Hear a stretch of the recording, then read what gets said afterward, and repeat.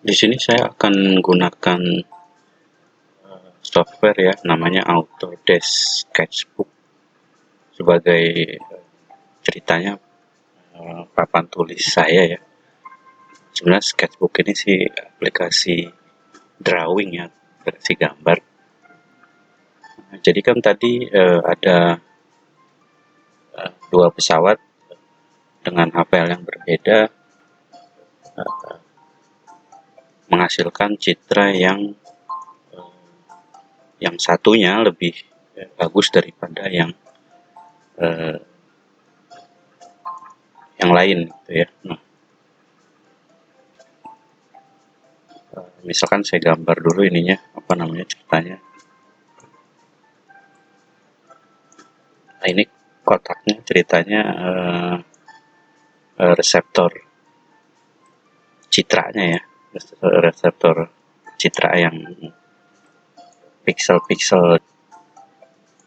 Nah, yang kotak ini ceritanya tabung sama kolimatornya. Saya kasih tanda A sama B ya. Misalkan ini ada objeknya yang saya gambar lonjong aja ya. Nah, yang A tadi ini HPL lebih tinggi daripada yang B ya, yang B kan. Nah, yang A berarti energi rendahnya lebih sedikit daripada yang B ya, yang B lebih banyak daripada yang A. Nah, ini penjelasannya karena yang A kan punya HPL yang lebih tinggi ya, yang B HPL-nya lebih rendah. Jadi energi rendahnya lebih banyak. Kenapa? Karena kita kasih 2 mm dia udah setengahnya gitu kan. Berarti energi rendahnya lebih banyak dong karena terfilter gitu ya. Sedangkan A, yang A ini butuh 2,5 mm AL baru dia setengahnya gitu ya. Jadi yang A ini energi rendahnya lebih sedikit ya. Nah, karena si B ini energi rendahnya lebih banyak, maka ini ceritanya gambar sinarnya di pixel-pixel value-nya ini tentu lebih banyak noise-nya ya, noise-nya daripada yang A ini ya kan. Energi rendah kan menghasilkan noise aja ke citra, tidak jadi citra gitu ya. Kalau energinya pas, itu baru dia jadi citranya gitu ya. Nah, sekaligus ini juga bisa menjelaskan kenapa kalau kita pakai high QV teknik ya, itu hasil citranya lebih bagus ya, karena misalkan kalau high QV teknik tentu saja energi rendahnya kan lebih sedikit ya. Kenapa lebih sedikit ya? Karena kan kita pakai QV-nya QV tinggi. Kalau QV tinggi berarti akan lebih banyak energi yang tinggi karena kisar setnya tinggi gitu ya kan. Nah, QV hubungannya dengan energi ya. Kalau kita bandingkan dengan yang tidak pakai high QV teknik ya kan, karena X-ray itu secara teori itu spektrum ya, jadi ada energi yang rendahnya yang itu akan menghasilkan noise ya. Jadi seperti itu ya, kenapa high QV teknik itu menghasilkan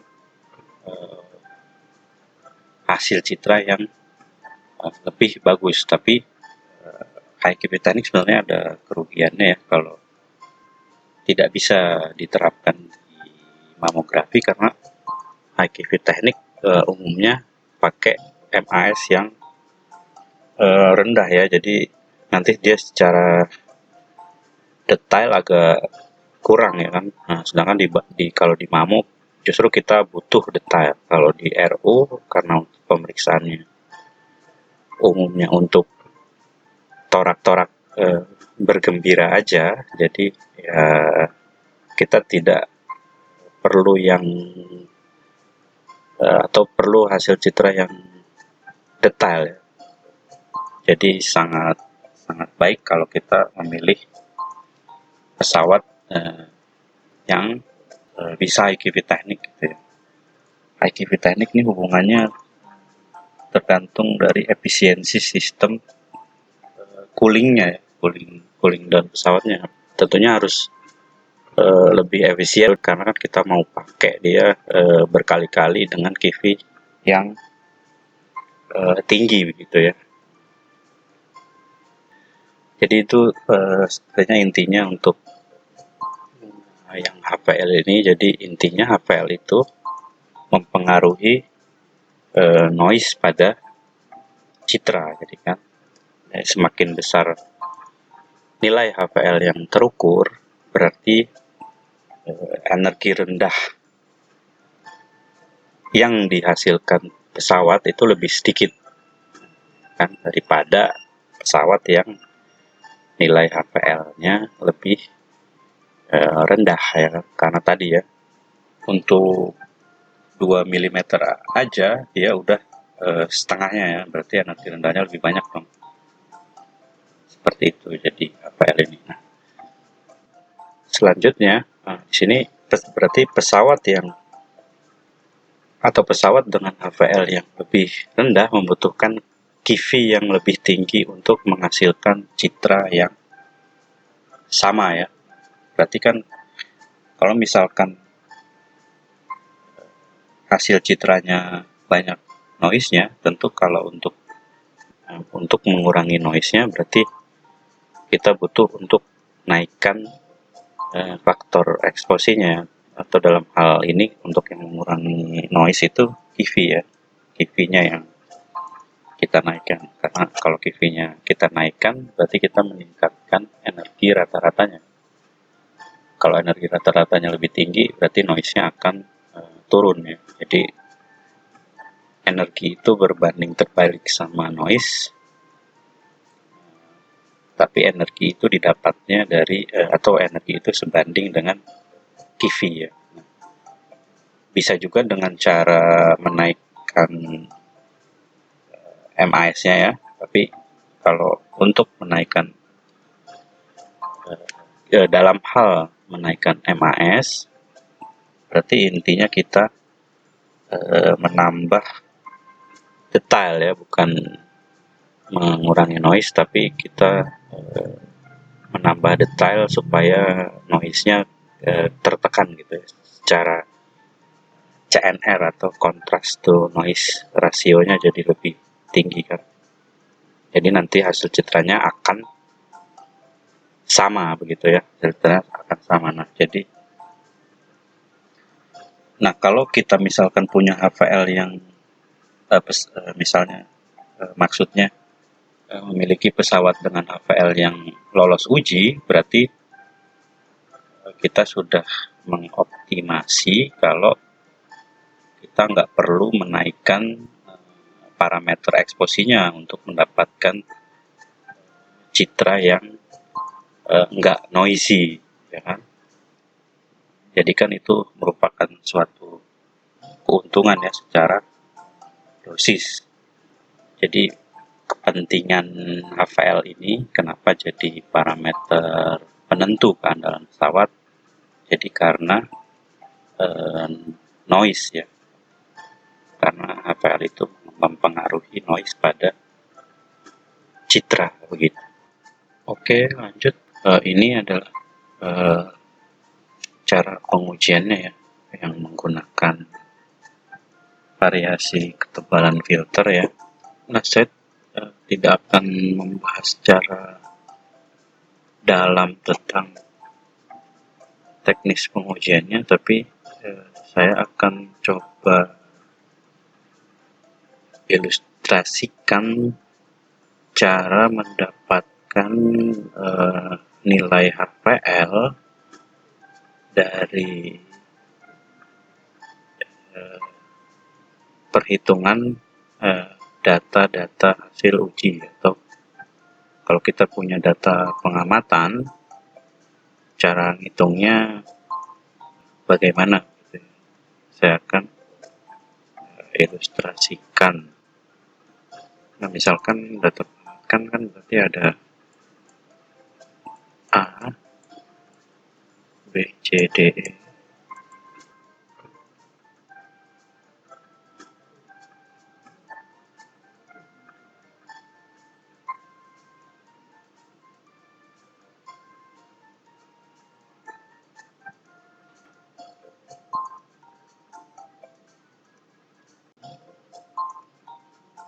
Nah, misalkan A ini berarti kan 0 ya, karena awal-awal kita nggak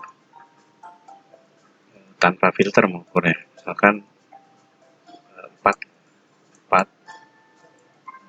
miligray dapatnya hasil pengukuran, atau apapun satuannya ya, bisa microgray atau apa. Terus kita ukur, kita tambahkan filter sebesar B ini angka ya, kan dapatnya 3,7. Terus kita tambahkan lagi filternya jadi C, kan 2,5, yang D misalkan dapatnya 1,8. Berarti, nah karena pengertian HPL itu adalah ketebalan yang diperlukan untuk mendapatkan intensitas setengah dari intensitas awalnya, berarti kita sudah dapatkan 4, setengahnya kan 2. Nah, ini udah 1,8, udah lewat. Maka hasil yang ini, yang CD ini berarti kita interpolasi ya, kita interpolasi kan. Nah, rumus interpolasi ini sendiri Y min Y1 per Y2 min Y1 sama dengan X min X1 per X2 min X1. Nah, ini kalau kita lihat sepintas kan rumusnya adalah sama dengan rumus untuk rumus mencari gradien atau persamaan dari singkung ya. Nah, karena rumusnya ini adalah rumus untuk mencari gradien, berarti grafiknya adalah harus linear ya, harus linear. Sedangkan kalau kita plot data-data yang di tabel yang kita dapatkan ini, kalau kita plot itu hasilnya eksponensial ya, hasilnya eksponensial kan. Eksponensialnya I ya kan, I sama dengan I0 eksponensial minus mu X kan. Nah, maka data ini harus kita linearkan dulu ya. Ini kita pindah ruas dulu kan. Jadi I per I0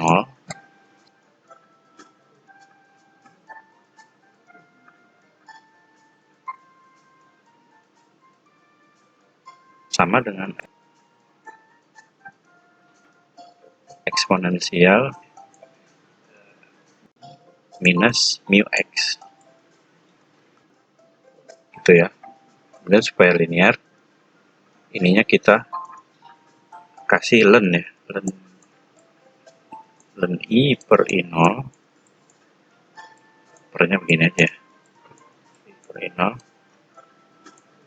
sama dengan eksponensial, len eksponensial minus mu X. Nah, karena len E itu 1, kalau pangkat kan turun ke bawah ya, jadi hasilnya tinggal minus mu X len E sebenarnya. Tapi karena len E-nya 1, jadi saya tulis nggak apa-apa ya. Nah, gini ya. Nah, supaya minusnya hilang berarti kan ini minusnya pindah ke sini, jadi ininya berubah ya, ininya berubah posisi jadi len I0 per I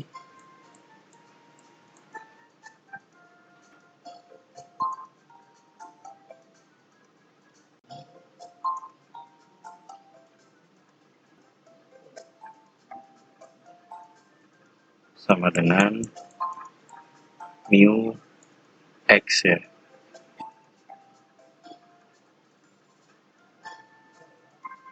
Nah, berarti ini udah linear dengan gradiennya sama dengan mu kan. Berarti ya, kalau rumusnya ini disamakan dengan garis Y sama dengan mx kan. Y-nya adalah L. Kalau kita samakan dengan Y, anggap aja Y-nya bagus ya, sama dengan, saya Ctrl Z dulu, Y sama dengan mx ya, kan berarti gitu ya.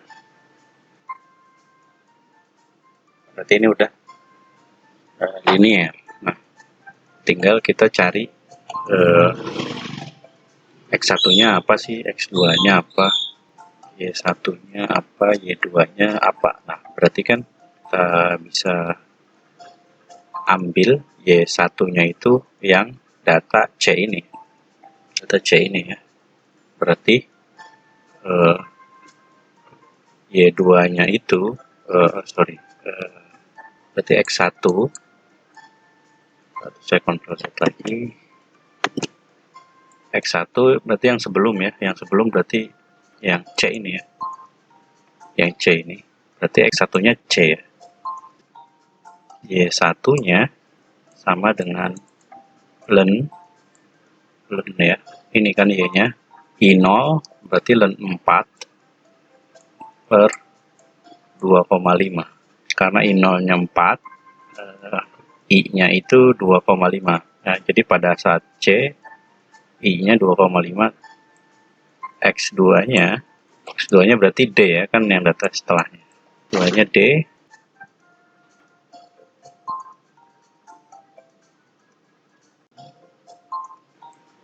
Y2-nya itu len 4 per 1,8.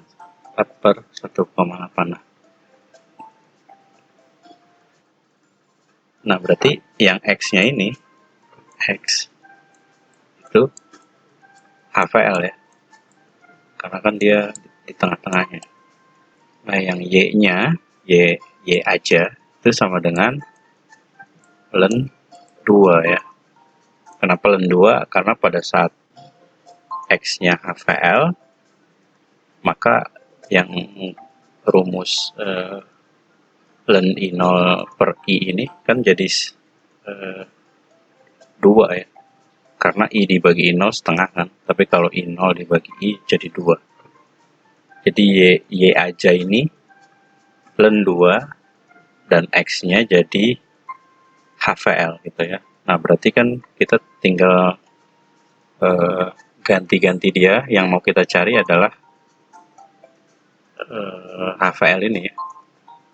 Kalau mau dilanjutkan berarti rumusnya jadi seperti ini. Jadi Y min Y1 per Y2 min Y1 dikali ya, karena ini pindah, X2 minus X1 ditambah X1 sama dengan X atau HVL aja ya, langsung ditulisnya HVL, jadi begitu ya. Nah, X1-nya ya tinggal masukin C, angkanya berapa, X2-nya D ya kan, Y1-nya ini, Y2-nya ini, didapat nilai HVL-nya gitu ya. Jadi itu cara mencari HVL dari data hasil pengamatan. Nanti berarti kalau ada soal yang seperti ini harus bisa ya. Nah ini sebenarnya ada cara gampangnya, tapi berhubung kalian bukan anak SMA lagi begitu ya, jadi saya nggak buka.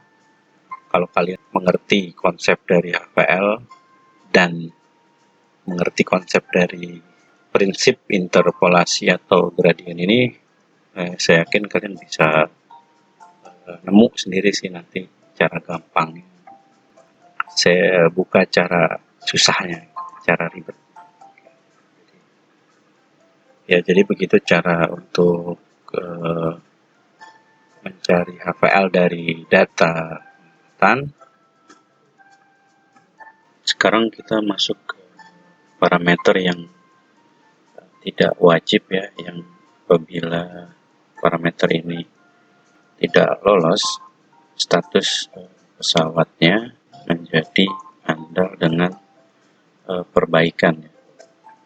Tetapi biasanya izinnya akan turun ya, karena begitu pesawatnya selesai di uji kesesuaian, kan itu akan diurus perizinannya gitu ya. Nah, sambil menunggu dievaluasi, biasanya izinnya itu akan turun terlebih dahulu. Apabila nanti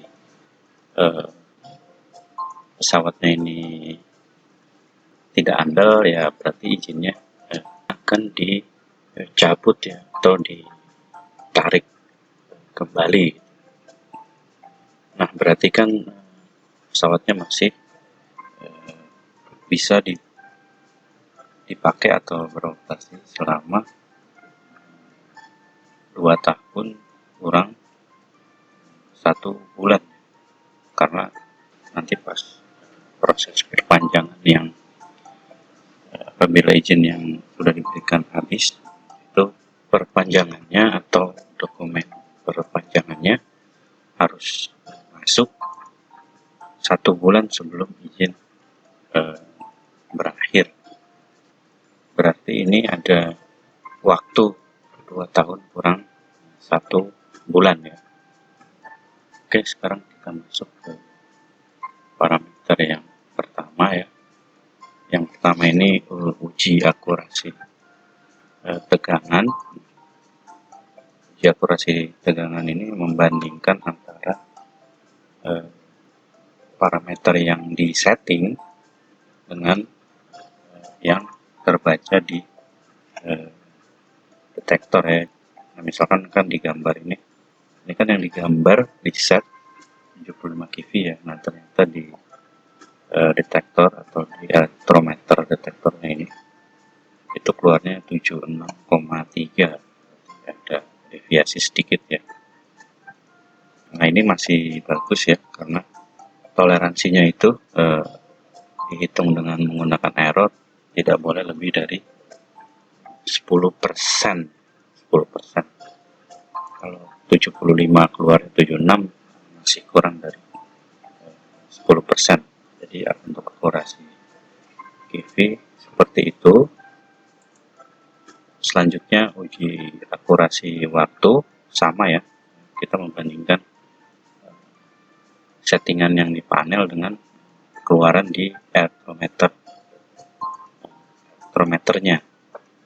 Cara nyari errornya pun sama ya, nanti pakai rumus setting dikurang ukur dibagi setting dikali 100%. Errornya juga nilai batasan errornya juga sama, tidak boleh lebih 10% ya, tidak boleh lebih dari 10%. Kalau sama ya masih boleh. Parameter selanjutnya adalah linearitas ya. Linearitas ini mengukur kalau kita naikkan MA-nya, MA setting, apakah dosis yang terbaca juga naik secara linear ya. Misalkan pertama di setting 5 MA, misalkan pertama di setting 50 MA, dapatnya 1 miligray misal ini. Nah, berarti kalau dia linear, jika kita setting 100 MA, maka parameter yang lainnya sama ya, persisnya 2 atau enggak ya. Kalau 2 berarti linear ya. Toleransinya dihitung dengan koefisien linearitas itu tidak boleh lebih dari 0,1 ya. Parameter selanjutnya adalah uji kebocoran wadah tabung. Di parameter ini kita cek apakah ada kebocoran di wadah tabungnya. Kalau setting dengan parameter tinggi ya, parameter yang mendekati maksimum, dihitung di kelima sisi ya. Nah, ini juga harus diperhatikan ya. Nah, parameter ini untuk yang peraturan terbaru sudah tidak masuk di bagian UK ya. Nah, ini masuk ya, di vendor yang mengerjakan bersama dengan uji paparan.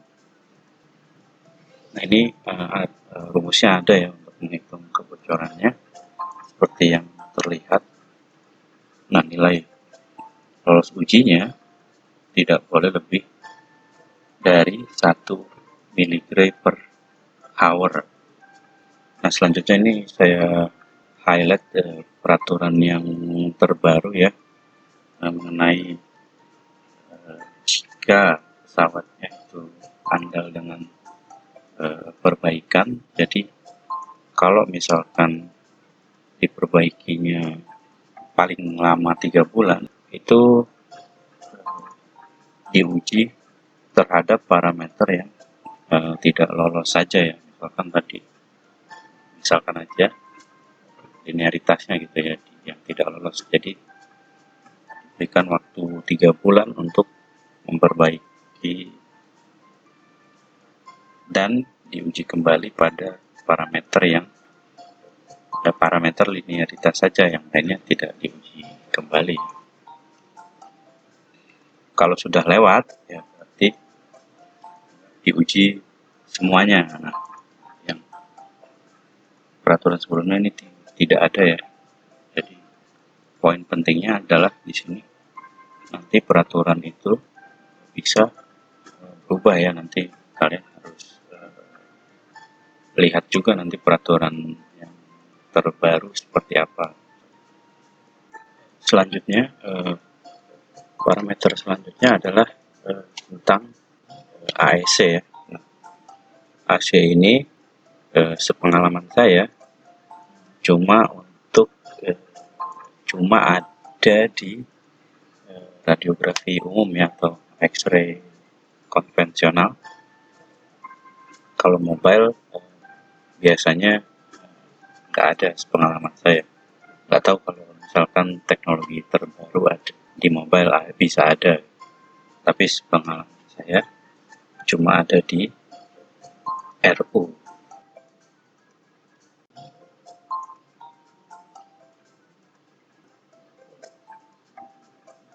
Kita ke AEC sesuai singkatannya, yaitu Automatic Exposure Control. Ini mode otomatis untuk melakukan eksposi ya.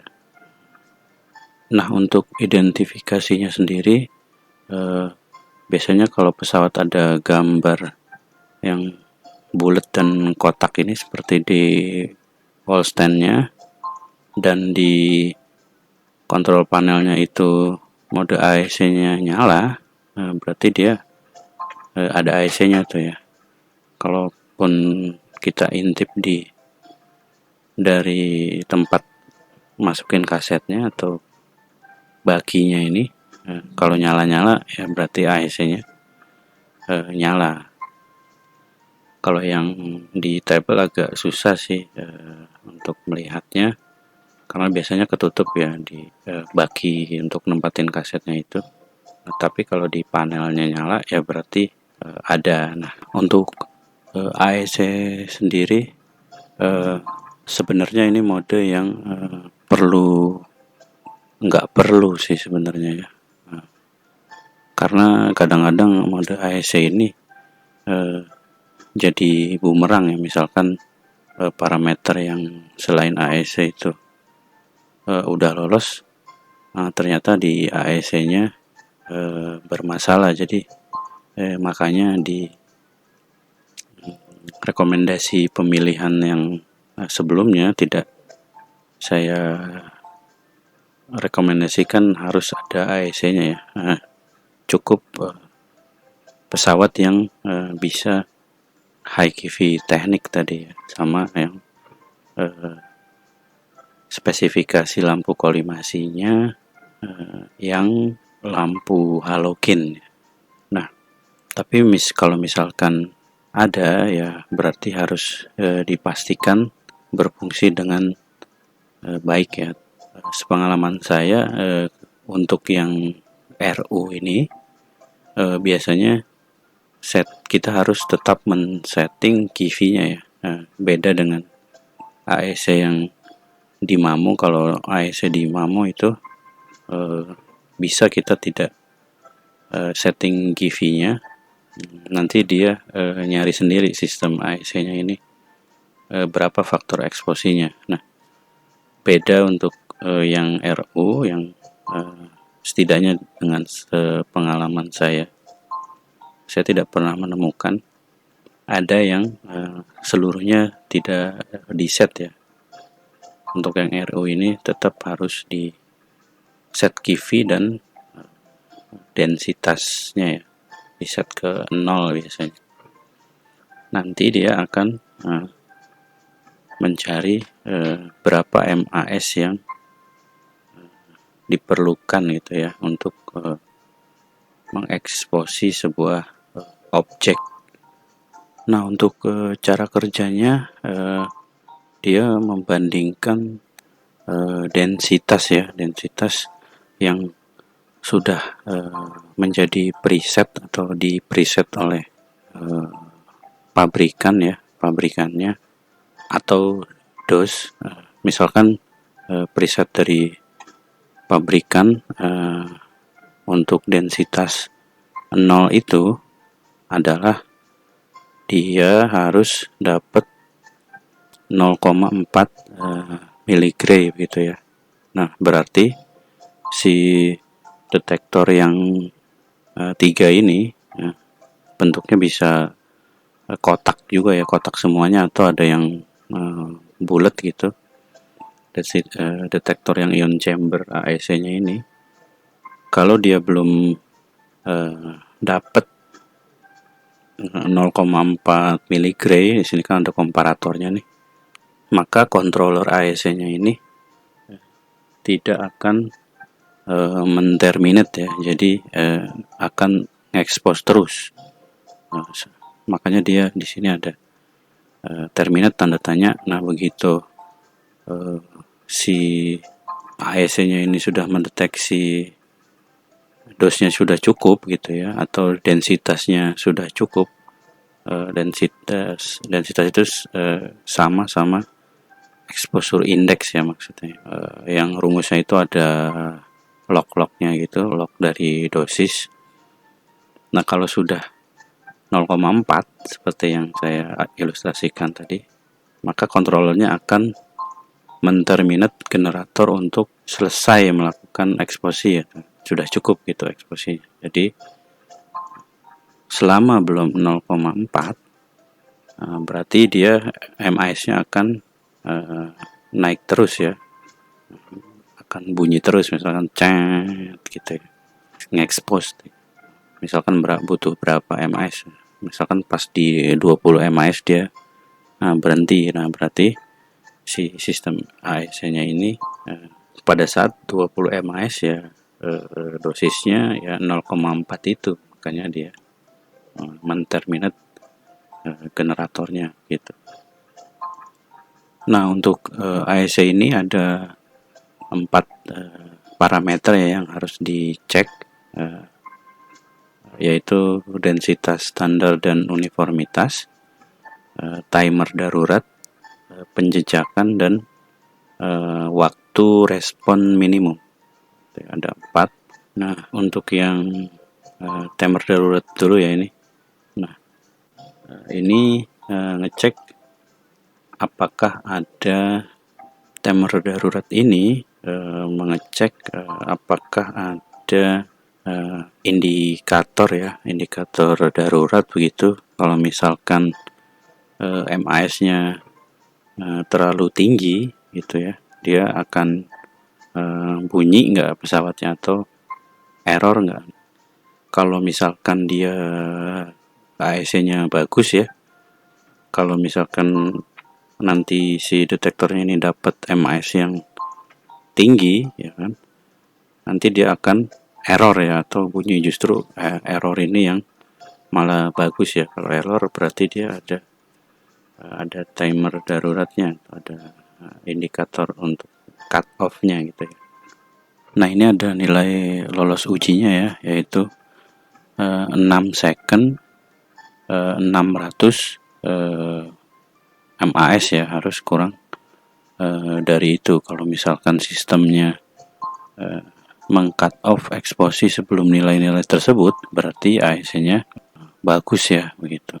Nah, penjelasannya misalkan pada saat normal ya, atau kondisi normal kan nggak mungkin ada orang yang perlu diekspos dengan 600 MAS atau 6 second ini ya. Jadi kalau misalkan ini sampai terjadi, berarti ada objek atau di setup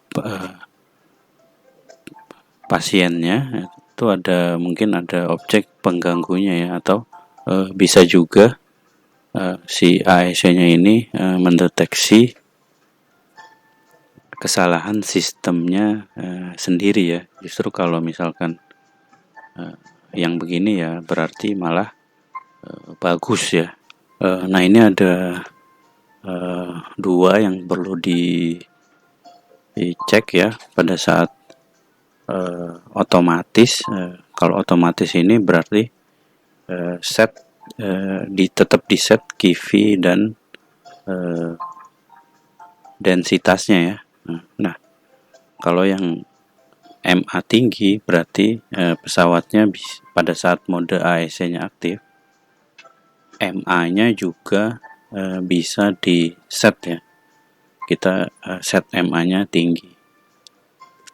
Misalkan 800 MAS 800 MA begitu.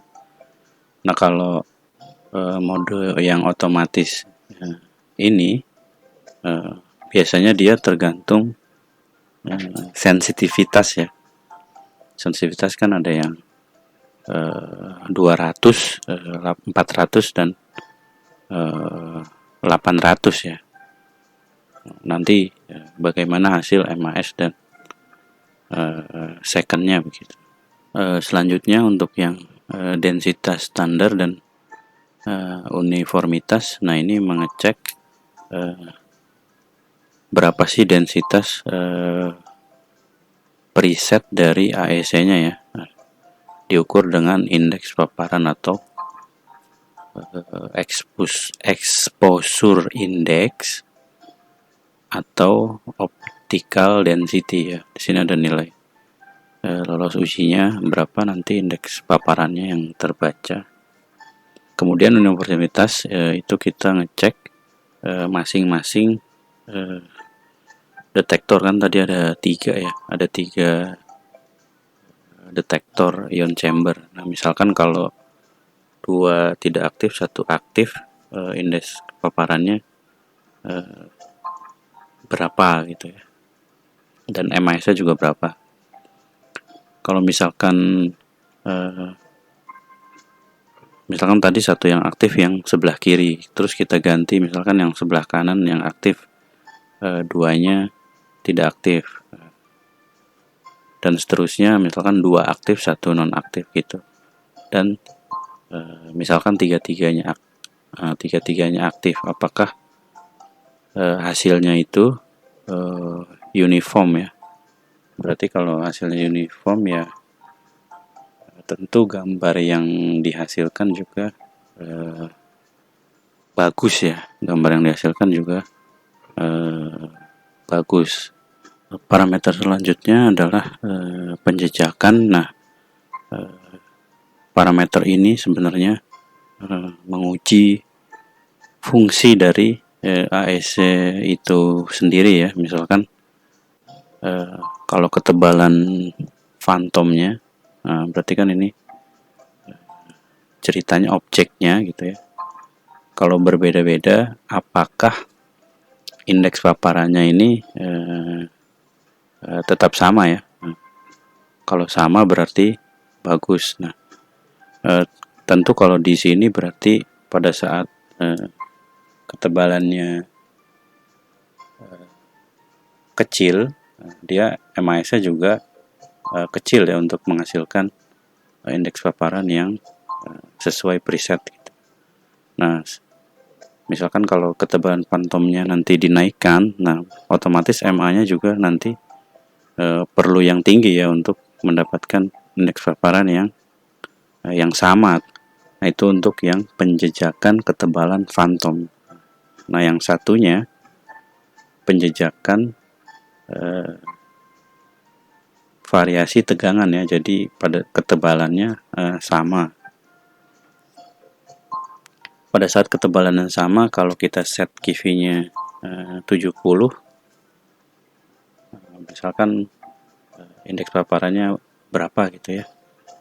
Nah, MAS-nya misalkan 10. Berarti kan kalau kita set QV-nya naik, maka untuk dapat indeks paparan yang sama, berarti harusnya MAS-nya lebih rendah dari 10 tadi.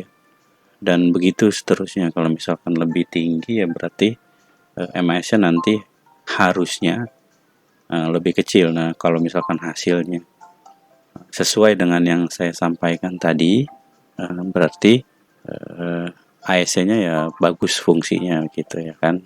Nah, ini juga ada nilai lolos ujinya yang bisa dilihat sendiri.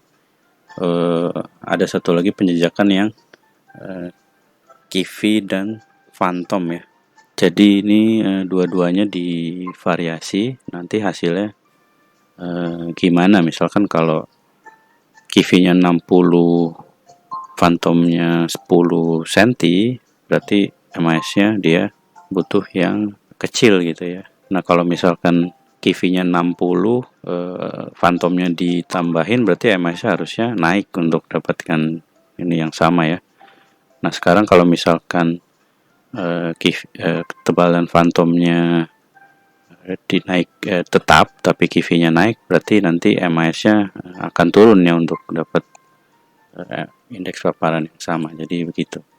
Dan seterusnya, kalau misalkan hasilnya sesuai dengan yang saya sampaikan, berarti AEC-nya ya bagus gitu ya. Nah, selanjutnya parameter yang terakhir untuk AEC ini adalah waktu respon minimum. Ini mengecek waktu respon minimum AEC-nya ya. Misalkan ada objek yang tebalnya 10 cm ya, dia perlu second berapa gitu ya. Perlu second berapa, misalkan secondnya 1,8 gitu ya. Terus tebal fantomnya dikurangi 7,5, dia misalkan jadi 1,4, kemudian dikurangi lagi, misalkan dapatnya 1,1 gitu ya. Dan terus dikurangi lagi, ternyata hasilnya tetap 1,1, berarti mau ada objek yang lebih kecil lagi dari yang sebelumnya, hasilnya akan tetap 1,1, nggak bisa lebih kecil lagi ya secondnya ya. Kalau mau lebih kecil lagi ya berarti jangan pakai AEC. Jadi ini untuk informasi waktu respon minimum AEC-nya aja gitu ya. Jadi kalau misalkan butuh second yang lebih kecil lagi berarti ya pakai manual gitu ya. Jangan pakai AEC karena kalau sudah diekspos di waktu respon minimum AEC-nya dia ya nggak bisa lebih kecil lagi. Oke, selanjutnya parameter yang terakhir ya, yaitu informasi dosis pasien atau perkiraan informasi dosis pasien. Nah, ini kemungkinan akan masuk ke pembahasan tentang dosimetri ya. Saya kurang hafal, mungkin akan lebih dalam disampaikan oleh Ibu Jarwani atau Pak Lukmanda Evan. Nah, ini kepentingannya adalah untuk mengetahui apakah pesawat yang baru ini bisa dipakai juga dengan parameter eksposi pesawat lama, atau malah lebih bagus kalau bisa dengan pesawat yang baru ini parameter eksposinya jadi lebih rendah ya gitu ya. Malah lebih bagus kalau jadi lebih rendah. Nah, tentu diukur dosisnya ya kan. Dosis itu ada tingkat panduannya. Untuk torak itu 0,4 miligray gitu ya. Nah, cara mengukurnya ya diukur dosisnya dengan parameter tersebut 0,4 atau enggak. Kalau 0,4 ya berarti sudah cukup. Tentu harus dilihat juga hasil citranya yang bagus atau baik gitu. Kalau sudah cukup ya berarti parameter itu bisa dipakai untuk pesawat ini. Jadi intinya informasi dosis pasien ini kepentingannya adalah untuk optimasi antara dosis tingkat panduan dengan hasil citra. Oke, jadi itu ya yang bisa saya sampaikan mengenai materi ini. Mohon maaf apabila ada kekurangan. Saya kira kalau misalkan ini saya sampaikan secara tatap muka, mungkin akan lebih interaktif gitu ya. Kalian bisa tanya-tanya langsung gitu. Nah, untuk sekarang pertanyaannya bisa disimpan dulu ya. Nanti bisa ditanyakan pada saat sesi synchronize atau live ya. Saya masih ada mungkin 2 atau 3 sub bahasan ya untuk sesi synchronize nanti. Saya positif thinking aja, jaga-jaga kalau nanti tidak ada pertanyaan ya. Dan saya masih ada sesi untuk CT scan ya, dan videonya belum saya buat ya. Mungkin pada saat kalian menonton ini masih dalam proses pembuatan. Jadi untuk sementara saya minta untuk baca-baca terlebih dahulu ya materi PDF yang ada di Google Classroom. Oke, sekian dari saya. Saya akhiri. Assalamualaikum warahmatullahi wabarakatuh.